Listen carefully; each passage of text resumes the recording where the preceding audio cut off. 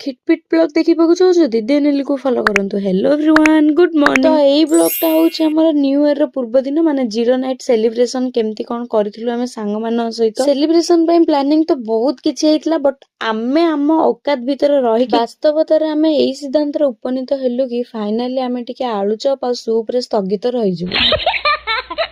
एबे पुणी एई वीडियो देखिकी बहुत जण बहुत किछि कमेंट मारिबे बट हमर कोन अछि 2 टंगिया फेस्ट कहले भी हमें से सब को इग्नोर ही मार दे।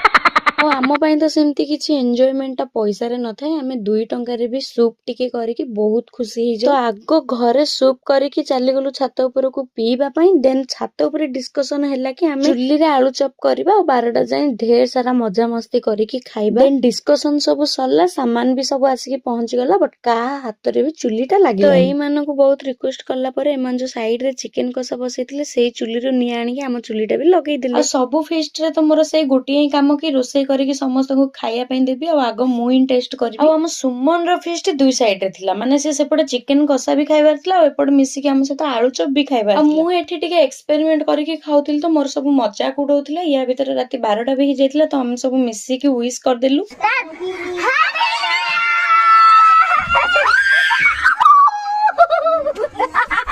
पुणी एते सब हेवी खाइला पर टिके तो हजम हवा पई स्प्राइट की थम्स अप दरकार। आउ आमको जो माने सब 2 टंकिया फेस्ट करके मजाक उडौछंती एक्चुअली खुशीटा कोउथिरे थाए एमानको देखिला आपण माने सब जानि साथिबे मते एग्जांपल दबाको पड़िबनी। आ आमा अगर एम्ति के करिके खाउतबा आमे सेटा मागी के खाइबुनी सेमिति तो हबनी। तो लास्ट रे भाई माने आनिथिबा केक टिके खाइकी बसी गलु सेमानकर डांस देखिबा पई।